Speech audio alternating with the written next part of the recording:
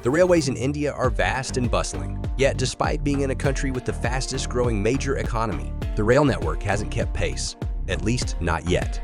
Trains are often sluggish, overcrowded, aged, and uncomfortable. In neighboring nations, passengers enjoy swift travel on sleek high-speed lines that have been operational for years. In response, India is now poised to embrace its own bullet train, fashioned after Japan's iconic system, which is already well into the construction phase. The project involves monumental engineering feats, ranging from towering elevated viaducts to deep undersea tunnels, with the potential to elevate the country to global superpower status. This ambitious initiative is just the starting point, with plans for a nationwide network in the pipeline. However, recent serious incidents on the existing railway and setbacks on the new project raise questions about whether this is the right focus for India at the moment or if there are more pressing priorities to address. Established more than 160 years ago, India boasts one of the planet's oldest rail networks. Despite recent enhancements, train travel in the country remains perilous, with tens of thousands of individuals succumbing to railway-related accidents annually, consistently capturing global attention. A staggering 12 million people commute on India's railways each day, making accidents a common occurrence, though not typically on this magnitude. In June 2023, India faced one of its most severe train disasters to date. A signaling failure in the state of Odisha resulted in the collision and derailment of 3 trains, leading to the loss of hundreds of lives and over 1,000 injuries.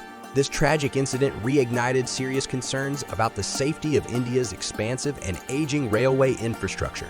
India boasts the world's 4th largest rail network, spanning nearly 70,000 km in total route length.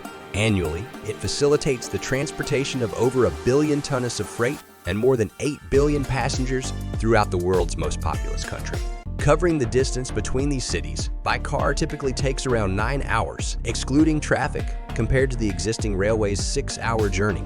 With an impressive top speed of nearly 200 km, more than twice as fast as India's current fastest trains. The new line's Shinkansen trains, the same models renowned on Japan's rail network, will significantly reduce travel time to approximately 2 hours. When we say state-of-the-art, we mean it sincerely. Various components of the system, including signaling, will be sourced from Japan. Japan not only contributes technological expertise, but also substantial funding, with loans exceeding 650 billion yen since 2017, amounting to over $4.05 billion. Collaborating with Japan proves to be advantageous, given their extensive knowledge in this field, making them an invaluable partner for such a pivotal and critical infrastructure project. Ultimately, having a partner who can offer guidance and expertise is crucial, surpassing the importance of mere financial contributions in projects of this magnitude. The construction progress on the project has now surpassed 30s, but its completion is not anticipated until at least 2028, deviating significantly from the initial plan of finishing by 2022. What led to these delays? One contributing factor involves elevating a substantial portion of the track on piers, expediting the often challenging process of land acquisition for railway construction. While this approach has helped, it hasn't entirely resolved the issue. In early 2022, the government organization overseeing the project had acquired nearly all the land in the state of Gujarat. However, in the state of Maharashtra, the figure stood at only 75, primarily due to legal disputes with landowners. Presently, the overall land acquisition for both regions is almost 100, but reaching this point took longer than initially anticipated. Another challenge for the project emerged with a change in government in Maharashtra, resulting in a temporary shift to an anti-bullet train coalition. This government prioritized other projects they deemed more beneficial to a larger population than the bullet train initiative. Their critiques centered around the perception that a capitalistic project like a bullet train would have fewer beneficiaries compared to conventional railway projects. India's ambition extends beyond upgrading its railways to incorporate newer, faster, and safer trains. It aspires to evolve into a fully developed nation and, ultimately, a global superpower. A pivotal stride towards this goal involves establishing a high-speed rail network that facilitates seamless movement of people and goods across the country's key cities and regions. The construction of this new railway is a complex process, especially considering that one end of the line connects to a massive, densely populated city with over 20 million residents. Approximately 92 of the track will be elevated on viaducts and bridges, a crucial strategy that allows the line to traverse rivers and existing infrastructure.